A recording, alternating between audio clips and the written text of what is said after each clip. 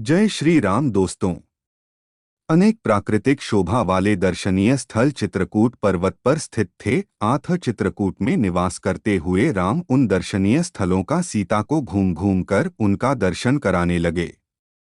भांति भांति की बोली बोलने वाले पक्षियों, नयनाभिराम पर्वतमालाओं तथा उनकी शिखरों, विभिन्न प्रकार के फलों से लदे हुए वृक्षों को देखकर सीता अत्यंत प्रसन्न हुई। ऐसे ही जब एक दिन राम प्राकृतिक छटा का आनंद ले रहे थे तो सहसा उन्हें चतुरंगिणी सेना का कोलाहल सुनाई पड़ा और वन्य पशु इधर-उधर भागते हुए दृष्टिगत हुए। इस पर राम लक्ष्मण से बोले, हे सुमित्रानंदन, ऐसा प्रतीत होता है कि इस वन प्रदेश में वन्य पशुओं के आखेट हेतु किसी राजा या राजकुमार का आगमन हुआ है। हे वीर, तुम जाकर इसका पता लगाओ। जय श्री राम। लक्ष्मण तत्काल एक ऊंचे साल वृक्ष पर चढ़ गए और इधर-उधर दृष्टि दौड़ाने लगे। उन्होंने देखा, उत्तर दिशा से एक विशाल सेना हाथी घोड़ों और अस्त्र शस्त्रों से सुसज्जित सैनिकों के साथ चली आ रही है, जिसके आगे आगे अयोध्या की पताका लहरा रही थी। तत्काल ही लक्ष्मण समझ गए कि वह अयोध्या की सेना है। राम के पास आकर क्रोध से कांपते हुए लक्ष्मण ने कहा, भैया, कैकेयी का पुत्र भरत सेना लेकर चला आ रहा है। अवश्य ही वह वन में अकेला पाकर हम लोगों का वध कर देना चाहता है, ताकि निष्कंटक होकर अयोध्या का राज्य कर सके। आज मैं इस षड्यंत्रकारी भरत को उसके पापों का फल चखाऊंगा। भैया, चलिए कवचों से सुसज्जित होकर पर्वत की चोटी पर चलें। जय श्री राम। हर हर महादेव। राम बोले, सौमित्र, तुम ये कैसी बातें कर रहे हो? धनुष तान कर खड़े होने की कोई आवश्यकता नहीं है। भरत तो मुझे प्राणों से भी प्यारा है। भला भाई का स्वागत अस्त्र शस्त्रों से किया जाता है। अवश्य ही वह मुझे अयोध्या लौटा ले जाने के लिए आया होगा। भरत में और मुझ में कोई अंतर नहीं है, इसलिए तुमने जो कठोर शब्द भरत के लिए कहे हैं, वे वास्तव में मेरे लिए कहे हैं।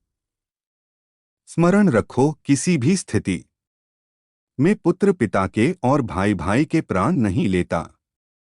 जय श्री राम। हर हर महादेव।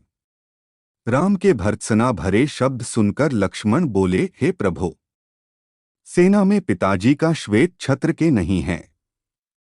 इसी कारण ही मुझे यह आशंका हुई थी। मुझे क्षमा करें। पर्वत के निकट अपनी सेना को छोड़कर भरत शत्रुघ्न राम की कुटिया की ओर चले। उन्होंने देखा, यज्ञवेदी के पास मृगछाला पर जटाधारी राम वक्कल धारण किए बैठे हैं। वे दौड़कर रोते हुए राम के पास पहुंचे। उनके मुख से केवल हे आर्य शब्द निकल सका और वे राम के चरणों में गिर पड़े। शत्रुघ्न की भी यही दशा थी। राम ने दोनों भाइयों को पृथ्वी से उठाकर हृदय से लगा लिया और पूछा, भैया, पिताजी तथा माताएं कुशल से हैं न? कुलगुरु वशिष्ठ कैसे हैं? तुमने तपस्वियों जैसा वक्कल क्यों धारण कर रखा है? रामचंद्र के वचन सुनकर अश्रुपूरित भरत बोले, भैया, हमारे परम तेजस्वी धर्मपरायण पिता स्वर्ग सिधार गए। मेरी दुष्टा माता ने जो पाप किया है, उसके कारण मुझ पर भारी कलंक लगा है और मैं किसी को अपना मुख नहीं दिखा सकता। अब मैं आपकी शरण में आया हूं। आप अयोध्या का राज्य संभाल कर मेरा उद्धार कीजिए। संपूर्ण मंत्रिमंडल, तीनों माताएं, गुरु वशिष्ठ आदि सब यही प्रार्थना लेकर आपके पासे आए हैं। मैं आपका छोटा भाई हूं, पुत्र के समान हूं, माता के द्वारा मुझ पर लगाए गए कलंक को धोकर मेरी रक्षा करें। इतना कहकर भरत रोते हुए फिर राम के चरणों पर गिर गए और बार बार अयोध्या लौटने के लिए अनुनय विनय करने लगे। बोल सियावर रामचंद्र की जय। जय जय श्री राम।